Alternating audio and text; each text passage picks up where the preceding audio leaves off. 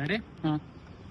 Sir, ಈಗ ಒಂದೇ ಭಾರತ್ ಹಸಿರು ನಿಶಾನೆ ತಗೋಬೇಕು ಅಂತ ನೀವು ಕೂಡ ಮೊನ್ನೆ ಮನವಿ ಮಾಡಿದ್ರಿ. ಈಗ ಡೇಟ್ ಫಿಕ್ಸ್ ಆಗಿದೆ, ಏನೇನು? ಒಂದು ಬೆಳಗಾವಿ ಬೆಂಗಳೂರು ಹೊಸದಾಗಿ ಒಂದೇ ಭಾರತ ಆಗ್ಬೇಕನ್ನುವಂಥದ್ದು ಬೆಳಗಾವಿ ಜನರ ಒಂದು ಆಶಯ. ನಾನು ಲೋಕಸಭಾ ಸದಸ್ಯರ ಆದ್ಮೇಲೆ ಪ್ರತಿ ಹಂತದಲ್ಲಿ ಅಲ್ಲಿ ನಾಗರಿಕರು, ಅಲ್ಲಿ ವ್ಯಾಪಾರಸ್ಥರು ಎಲ್ಲರೂ ಸಹಿತ ಇಂಡಸ್ಟ್ರಿ ಟೀಮ್ ಆಗಲಿ ಅಥವಾ ಚೇಂಬರ್ ಆಫ್ ಕಾಮರ್ಸ್ ಎಲ್ಲರೂ ನಂಗೆ ಒತ್ತಾಯ ಮಾಡ್ತಿದ್ರು.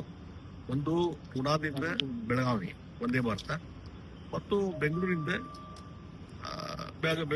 ಬೆಳಗಾವಿಗೆ ಮತ್ತು ಒಂದು ಮೊದಲೇನಿತ್ತು ಬೆಂಗಳೂರಿಂದ ಧಾರವಾಡದವರೆಗೆ ಏನು ಒಂದೇ ಭಾರತ ಇತ್ತು, ಅದು ಎಕ್ಸ್ಟೆನ್ಷನ್ ಅದು ಮಾಡ್ರಿ ಅಥವಾ ಹೊಸದಾರು ಮಾಡ್ರಿ ಅಂತ ಕೊನೆಗೆ ಎರಡೂ ಎಫರ್ಟ್ಸ್ ಮಾಡ್ತಾ ಇದ್ವಿ.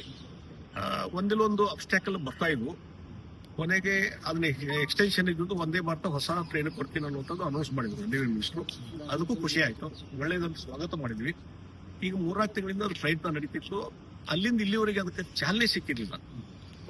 ಯಾವಾಗ ಚಾಲನೆ ಆಗ್ತದ ಅಂತ ಹೇಳಿ ಮೊದಲೇ ಕೋಚು ರೆಡಿ ಆಗಿಲ್ಲ ಅಂತಂದ್ರು. ಈಗ ಕೋಚು ರೆಡಿ ಆಯ್ತು.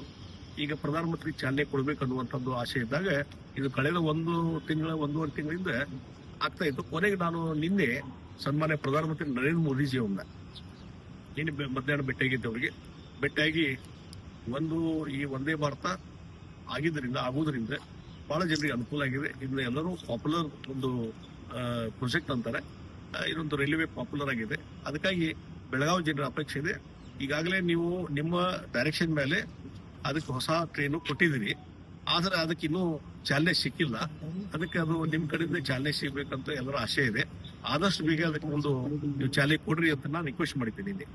ಆ ರಿಕ್ವೆಸ್ಟ್ಗೆ ಎಷ್ಟು ಪ್ರಧಾನಮಂತ್ರಿಗಳ ರೆಸ್ಪಾನ್ಸ್ ನನಗೆ ಆಶ್ಚರ್ಯ. ಇಷ್ಟು ಬೇಗ ಅವರು ಡೈರೆಕ್ಷನ್ ಕೊಟ್ಟಿದ್ದು ಮಾಡ್ತಾರೆ ಅಂತೇಳಿ ಅವರು ಸಾಯಂಕಾಲನೇ ಡೈರೆಕ್ಷನ್ ಕೊಟ್ಟರು ರೈಲ್ವೆ ಇಲಾಖೆಗೆ. 10ನೇ ತಾರೀಕಿಗೆ ಬೆಂಗಳೂರಿಗೆ ಅವ್ರು ಬರ್ತಾ ಇದ್ದಾರೆ, ಮೆಟ್ರೋ ಮತ್ತು ಬೇರೆ ಕಾರ್ಯಕ್ರಮಕ್ಕೆ. ಇಲ್ಲಿವರೆಗೆ ಒಂದೇ ಭಾರತ ಚಾಲನೆ ಮಾಡುವಂತ ಕೆಲಸ ಇರ್ಲಿಲ್ಲ ಆ ಕಾರ್ಯಕ್ರಮದಲ್ಲಿ.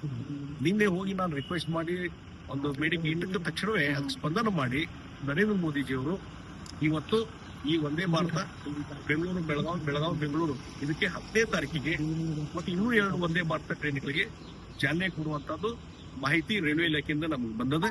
ಇದನ್ನ ನಾನು ಸ್ವಾಗತ ಮಾಡ್ತೀನಿ. ಬಹುಶಃ ಆ ಭಾಗದ ಲೋಕಸಭಾ ಸದಸ್ಯನಾಗಿ ನನಗಂತೂ ಬಹಳಷ್ಟು ಹರ್ಷ ಆಗಿದೆ, ಬಹಳ ಖುಷಿಯಾಗಿದೆ.